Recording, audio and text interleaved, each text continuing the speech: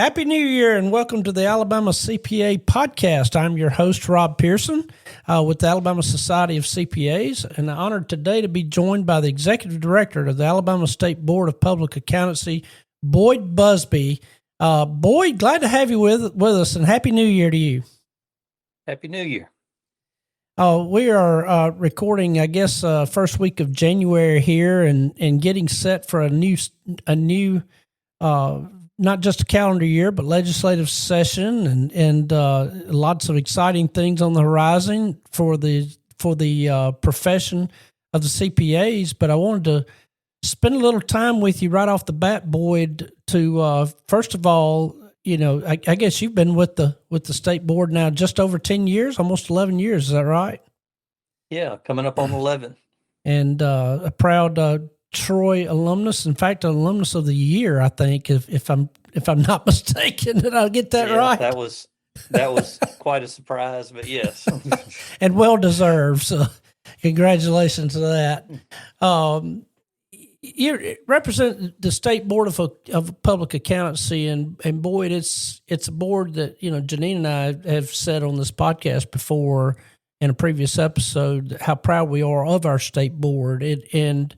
I'm still fairly new to the national landscape of CPAs, but Janina's not. She's been around. She compares our board to other states, and she says we have one of the best ones around, and so we're very proud of the representation that we have there on that state board and all the things they do. But for folks who are listening and not just completely familiar with all that our state board's charged with, can you sort of give us your quick summary on the role, how they're picked, and how that came about?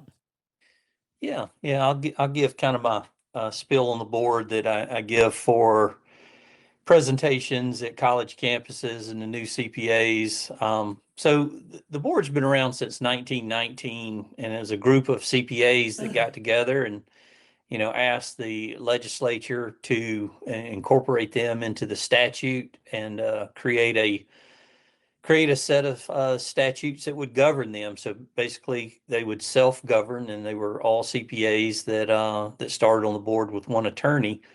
In our current form, we've been around 1975 in our current form. So in our current situation, we have 7 board members. We have 6 CPAs and 1 public member. The CPAs are picked so that the society, and this is in statute, the society is tasked with presenting 5 names for each upcoming board position to the governor.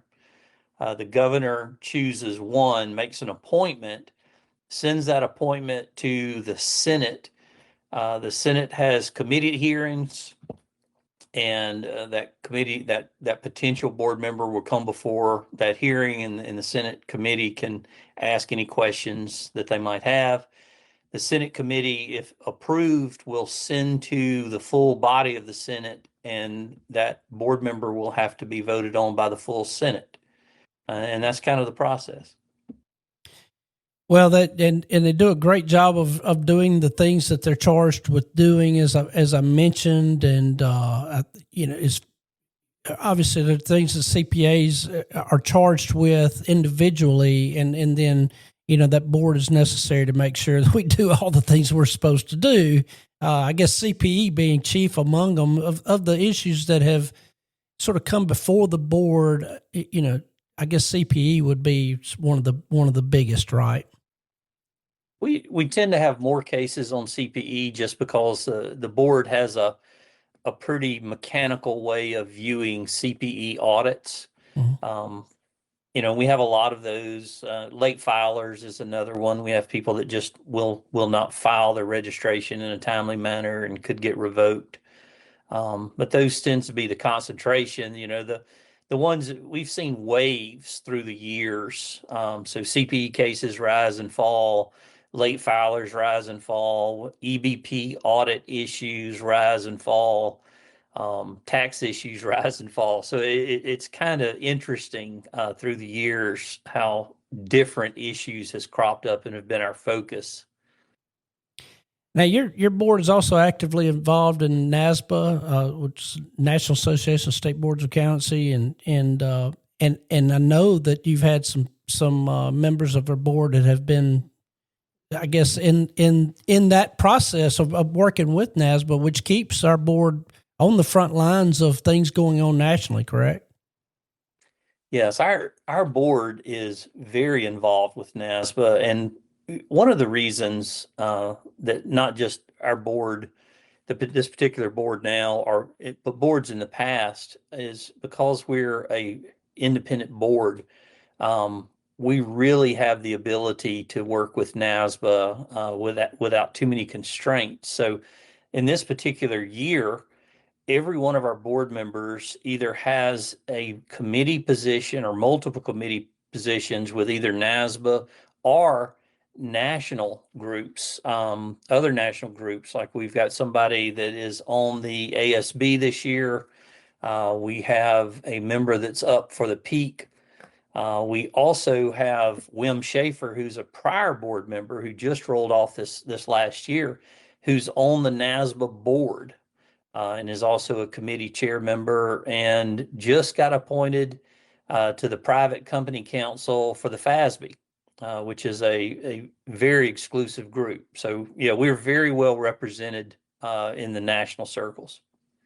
I hear you talking all the time, really jokingly, but you say it jokingly, but you're telling the truth. We have a progressive board. They stay on top of national interests and try to stay ahead of some of those national issues. And I guess mobility being chief among them, because our board really addressed mobility pretty early, right? Yes, and all credit to the society there and Janine way back years and years ago. There were only 4 boards up until this last year that had what we consider automatic mobility, which is really becoming the standard in the profession. But Alabama incorporated this 20 years ago, along with 4 other states, where somebody can come and practice in Alabama without having to register in Alabama, and most states are heading that way now because they see the benefit of it. Mm-hmm. And one of the things I have to remind CPAs in the state, we're for public protection.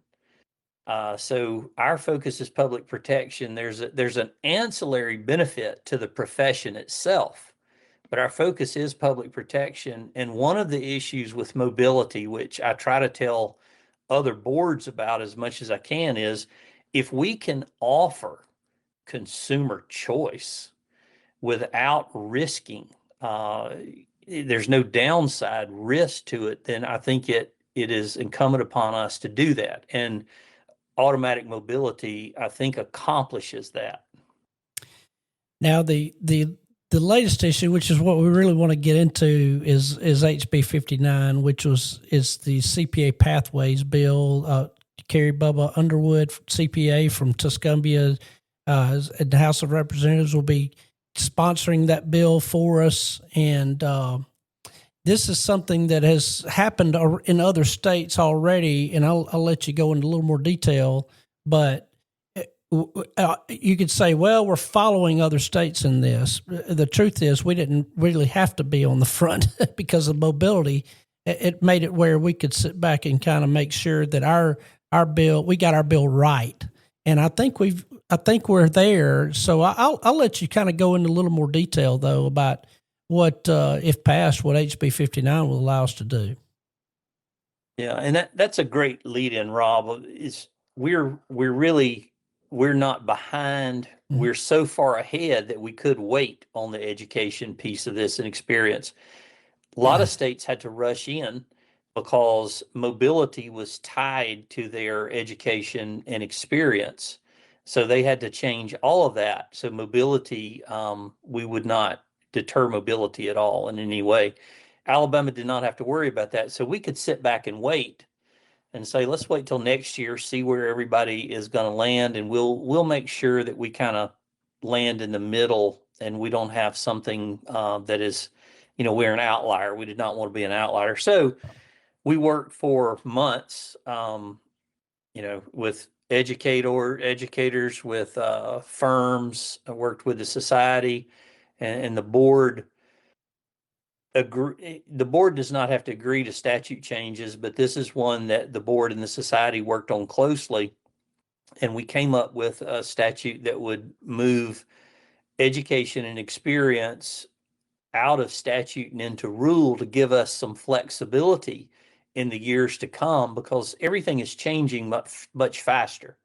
And if we need to make a change in the future, we can change it in rule. Now, that does not stop the legislation, any type of legislative oversight. There's always legislative oversight on rules. So if there's a rule change somewhere down the road, it's still going to have to go to legislative oversight, and there'll be a public comment period. So that there's still some oversight there by not just the legislature, but the public gets a time to comment as well. Yeah, I think it's important from a lot of different perspectives. Just changing the education experience requirement, or at least adding to. It's not really a change; it's more of an add to, because we're not taking away your ability to have the baccalaureate degree plus 30, or the master's degree and 1 year of experience. We're just adding to that the baccalaureate degree and 2 years of experience.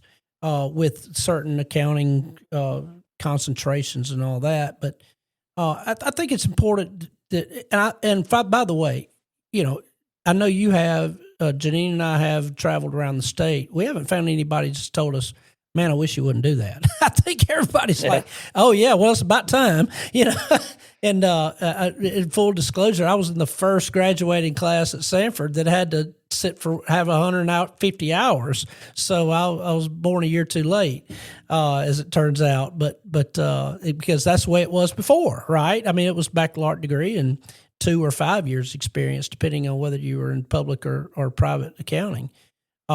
So we're giving that option, but you've talked a lot about, first of all, we have outstanding higher education providers in the state who have excellent pass rates of their accounting majors. Their accounting, by and large, if you graduate in accounting in the state of Alabama, you've got a very good chance of passing CPA exam, or so says the statistics. Then better than other states. So let's put it that way, or most other states. We would like to keep that talent here in Alabama, and part of that is to at least be able to offer the same pathways experience that other, or at least neighboring states have. Correct? Yes, and maybe this will be a good time to kind of. I love to get into the details of this, because that's where everything lies, right? Right. So, and I'll walk a little bit through the 3 pathways and how the experience is coupled with it, and then talk about the transition, because I think the transition is very, very important in how we're going to do the transition. So right now we have the bachelor's plus 30, with 1 year of experience in public or 2 years of experience in other accounting, private academia or such. So we're adding to that a bachelor's plus 2 years of experience. So what we're also going to do with experience, so we're going to end up with the bachelor's plus 2. We're not going to have a tiered experience where it's 2 in public and 5 in other. It's just going to be 2 years of experience. And then you're going to have a master's degree, a bachelor's plus a master's with 1 year of experience, not tiered, just 1 year of experience. And then a bachelor's plus 30 hours with 1 year of experience, not tiered again. We're still working on some of the details of what determines a concentration in accounting, but it's going to be very similar to what we have now. What's important, and is going to be important to current candidates, is how we transition. Not only when this starts, but what if you're in the middle of it? What happens? So when you start sitting for the exam, you're qualified.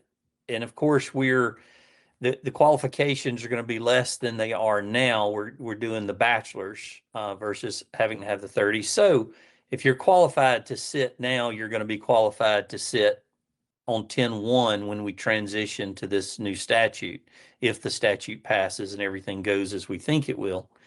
But let's say you have a bachelor's right now with, and you're sitting for the exam and you've passed the exam. Should you go out and get 30 extra hours to try to get licensed before 10-1? And that's when you're going to have a choice. For licensure, the way we're going to write the rule is it's going to be whenever you meet the minimum qualifications at 10-1. So if you have the bachelor's plus 30 and 1 year of public, you're good. If you have a bachelor's with 2 at 10-1, you can transition and go, yeah, I got my experience in on 10-1. You can be licensed then. You're not, whenever you pass the test or started taking the test, you're not stuck with those rules for licensure. Licensure will be whatever you hit first according to the rules that are in place at 10-1, if that makes sense. It does. That's an awesome distinction because we've already heard from graduates in baccalaureate degree graduates who have begun working in a CPA firm, and they have either taking or passed the exam, and weighing that decision about going for the 5th year, and so to give up work and pay for school, and for some people it's just difficult, more difficult than others, right? So for them to be able to get licensed once they reach the experience threshold, to be able to get licensed on or after October 1st is outstanding for them to be able to have that opportunity. And look, the master's degree still has a lot of value. we know that, and you're valuing that by knocking the experience level down. But in a lot of cases, these firms do a great job of giving people great experience, and so you can't discount that as well. So I think it's a great solution by our board and other boards around the country who've looked at this.